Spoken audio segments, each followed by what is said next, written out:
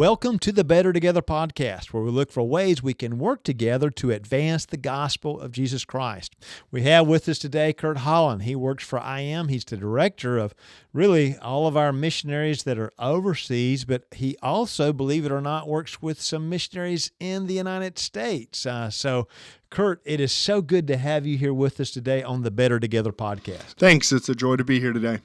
Now, we're talking about something unusual, and people may be thinking, IM missionaries, why would there be some that work in the United States? But you've got a couple of IM missionaries that are working on college campuses. Yes, we do. Tell us about that. What are these guys doing there? Yeah, and I think just to set the context, our first pioneer missionary, Laura Bell Barnard, in 1970 said that the U.S. needs to be ready for internationals who are going to show up in the States. That's what's happened. Absolutely. Yeah. And with the University of Illinois, where we began, there are over 20,000 international students there on the campus where Tyler and Kelly Penn are working right now.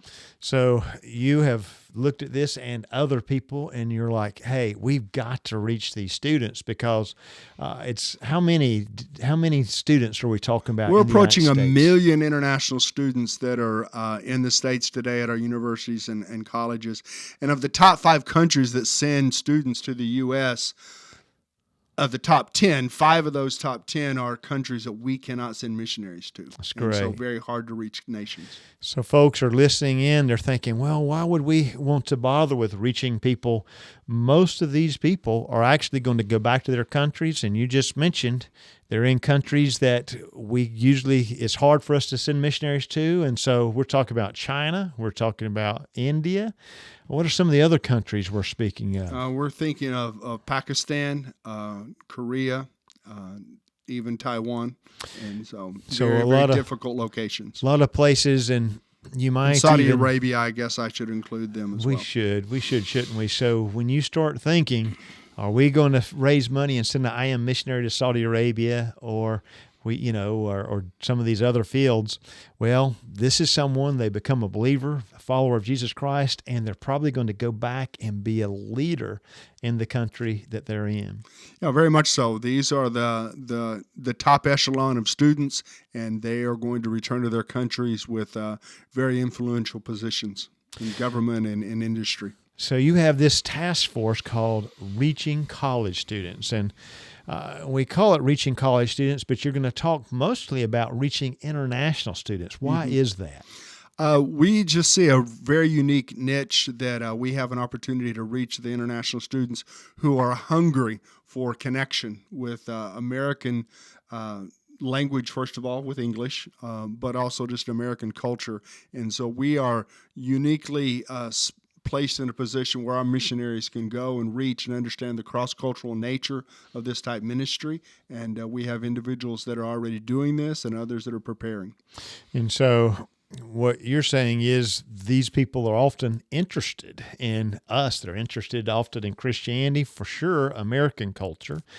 They have some deficits because they're here really for the duration of their studies. And so it's almost like it doesn't matter if your church is maybe you think is boring, not that any of them are, but they just need somebody to hang out with. They do. They need connection. Having lived in another country and having had to learn another language, I understand the loneliness that you can feel. And so these students are looking for that connection. And the best qualification that you can have to reach an international student is that you speak English and that you want to love them and care for them. And it will work. Mm-hmm. And so you've got this task force, and you all have these different levels where churches can engage international students. And today you're going to talk to us about the first level. Mm-hmm. But we're encouraging our folks to listen to the other podcast. Maybe they could do level 2 or 3 or maybe even 4. But tell us a little bit about how can a church get started in trying to reach international students that come into the university and their community. Just think about as an introductory phase of being able to if you're going to meet someone, what are some things you might do to want to meet someone? Mm-hmm. And as these students arrive on their campuses, they're looking for those connections.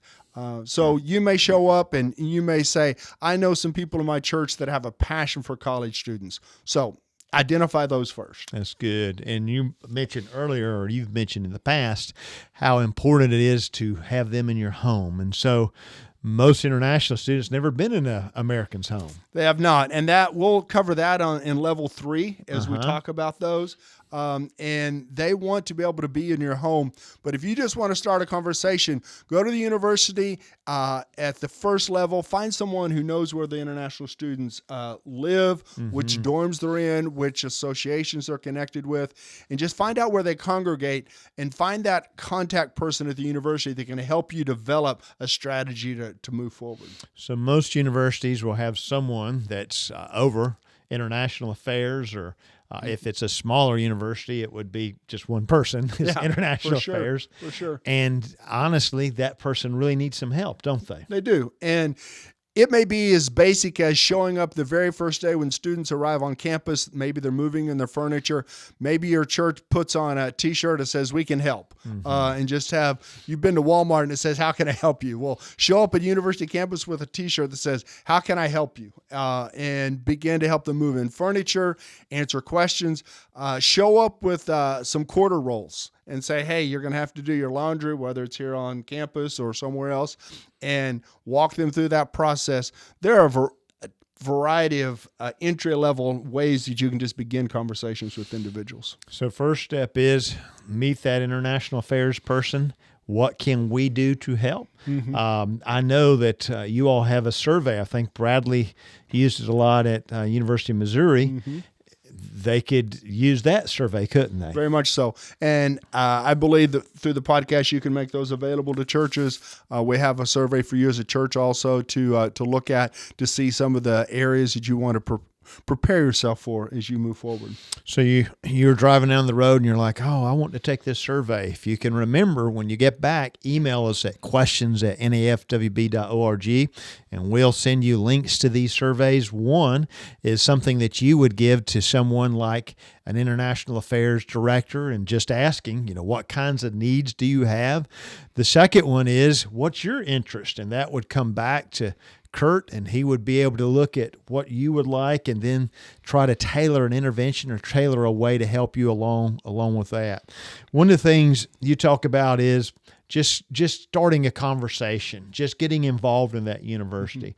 University has a lot of different things, though, don't they? What are some opportunities that just a regular church person could do trying to get involved where they could get to know the university better? Yeah, very much so. Many universities just have a beginning day where all organizations show up and they're on their campus, and so students have an opportunity to find out how they can participate in this English corner. They can participate in this cooking class. They may want to learn how to cook some American food. But when you think about an international student showing up, they have questions. Why do you eat turkey at Thanksgiving? Why do you have a Christmas tree at Christmas, or things of that nature? Why do you hand out cards at Valentine's Day? These are things that a basic conversation allows you to develop and open up a conversation with them to answer questions, some things that are so normal for us, but that are just a curiosity point for many of our international students. So things we take for granted are of great interest to them. And then they think, "Oh, I can go back and I can share this. Hey, I celebrated Christmas with someone," or "I can tell you the real story of Thanksgiving because I talked to an American." Yeah, very much so. and I was in their home, and this is what I saw, and this is what happened. Some of our other levels will dive deeper into some of these, but this gives you an idea of what our students are looking for, that relationship, that conversation, maybe more formal English training, but those home visits, and moving on up the level of where you can arrive to a point of where you can just have a good conversation with them, express your friendship to these students. I notice also at level 1, you talk about taking advantage of holidays and providing food. How could a church do that?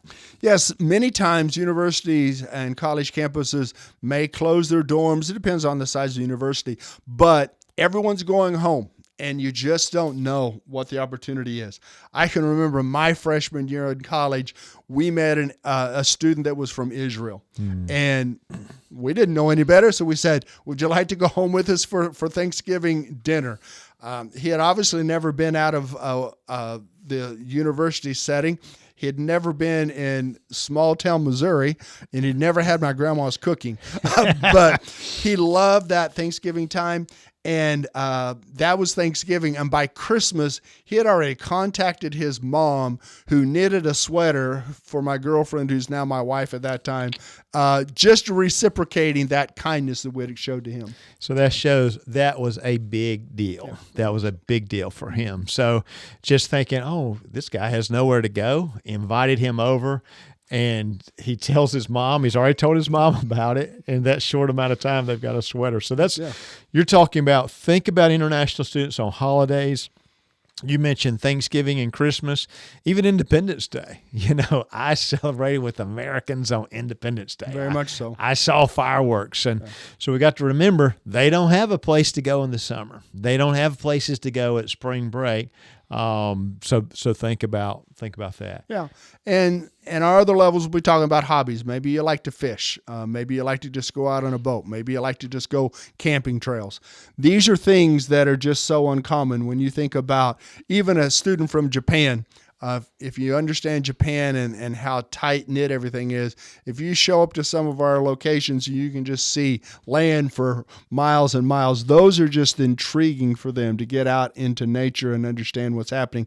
And during that time, you have these conversations, and you have an opportunity to build a friendship with them. That's great. And you mentioned Japan. That's our 11th highest level of international students. So there's just a lot of different cultures, a lot of different countries represented, and so opportunities. Now, what you've shared with us today, Curt, really, we want to remind churches it's level 1. There's much more that's coming in the next podcast, level 2, 3, and 4. But honestly, this does not sound that complicated. If you know how to speak English and you have a friendly smile, you are well on your way to being able to find that opportunity to develop those relationships and finding out who these students are. If you want to go a little further, hang out at a ball game or two, although I will say the international students are in the library. If you think about spring break, you think about the holidays, you'll find international students in the library. So see what we can do and what a difference one can make in the lives of these students for all eternity and really their home countries where they're going back. Yeah. And as you develop these relationships, have at the heart that you want to develop a friendship. Then the gospel and the things of God are going to come up naturally because they're going to be inquisitive. You develop a friendship enough that you can invite them to your church maybe someday. But begin with that friendship and allow that opportunity to grow and develop as you move forward. And we do have a final level as we get to level 5, and you'll hear about that podcast. But that is to the level in which churches have grown to a point that they have developed and prepared individuals, and they've been able to share the gospel with them. And now these students are entering into their last semester of the university. They're getting ready to go back to their home country. Our level 5 is preparing those students and teaching them how to go back and continue to be a believer. Now, if they're from a country, we've mentioned Japan, if they're from a country where we already have churches and missionaries, we're going to do our best to connect them with those. Yes. Those that are unreached countries that don't have any of our churches, we're going to do our best to help them understand what it looks like to live a Christian life in a very difficult country.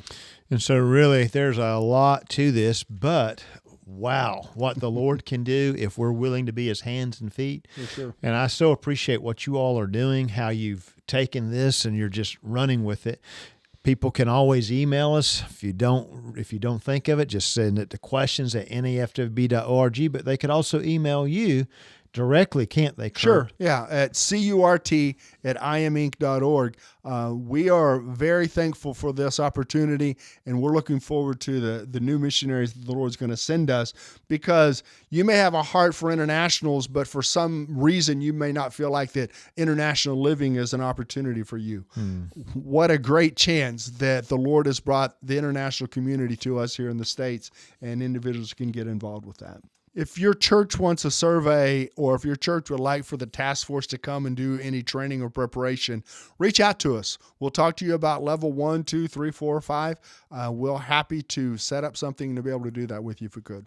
So you have a heart to reach those international students? Well, we'll help you. And so please reach out to Curt at im.org. Of course, you can always email us at questions@nafwb.org. We'll get you to the place, to the person that you need to talk to.